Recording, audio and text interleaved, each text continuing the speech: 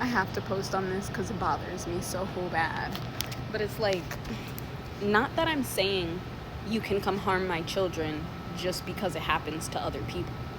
But if kids are old enough to be sexually assaulted with their umbilical cord still on them, your child is old enough to learn their own autonomy and how to get out of a situation and how to know if they're in a bad situation.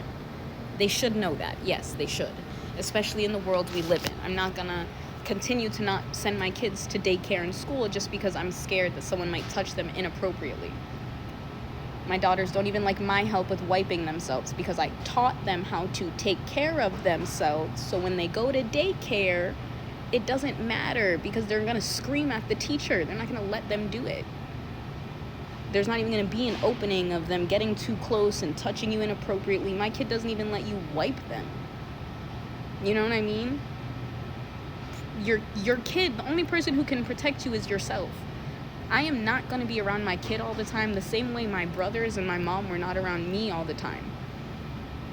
There is protection, but it's not going to be right there.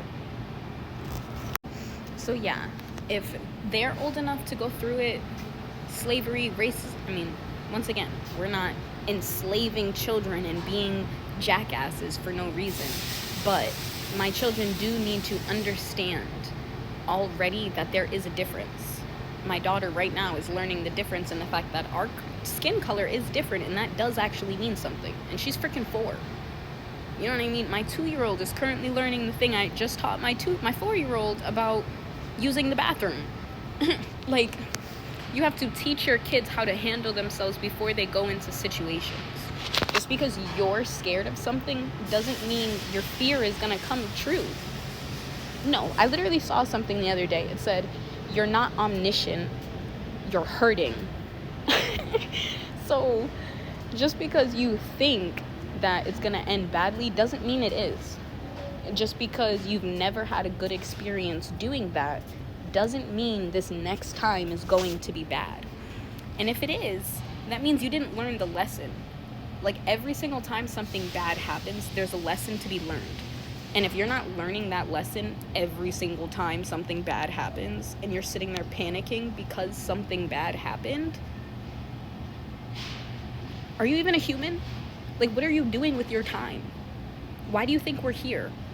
Do you know what growth is? Do you know how to change? Are you capable of that? Please, hold my hand when you answer, because I'm really concerned. Like, even my daughter, she goes to sleepovers at her grandmother's house. She knows to call us if she doesn't want to stay. Last time we went out, she called us. My husband's dumbass is going to answer the phone and try and soothe her and calm her down. She said she wanted to come home. Why? Like, you're being selfish. You just want more time to be outside. Go be a parent. Let's go pick up our kid. And her only reasoning, like, obviously they're safe. Her reasoning is that she doesn't want to share a bed with them. That makes sense. Why does she not want to share a bed with them? Because I already instilled boundaries and personal space and all of this stuff into her that she's not comfortable sleeping in the bed with somebody else. She doesn't even sleep in the bed with me and her father. She comes and lays with us for a little bit and then goes back to her bed. You have to prepare your children for a world that you are not in. And every parent I've ever met, I feel like, doesn't understand that. You can't deny your child a phone and social media when everybody around them is on a phone and social media. You teach them how to be on it. You can't just let your kids go and play with a group of older kids. You teach them. If something is hard for you, you stop. You are smaller. If you want a challenge, you go try. That's okay. If you get hurt, I'm right here. You come back. But I can't help you unless you come back. You know what I mean? Like, you have to teach them. This is also why I don't talk to my mom. She's just, oh, I did this for you. I did this for you. I did this for you. You're sabotaging my life. You didn't do anything for me. You are sabotaging me. You need to teach your children. Sorry, if you know me, children really make me angry. Not the children themselves, but the fact that people don't understand that children are just people and you need to teach them. Because just like Dexter, bro, that man saw a bunch of dead people and then dude was just like, okay, well, killing is bad and you can only kill bad people. No. You don't teach him how to get away with it. You know what I mean? Like, but that's what I mean. That's a good parent. You know what I mean? Like, he taught him how to get away with it. He said, if you're going to do this, you need to live your life a certain way. If this is an urge that you cannot stop yourself from doing, you need to only do it at these times, do it this way, have a routine, blah, blah, blah, blah, blah. And that's the point.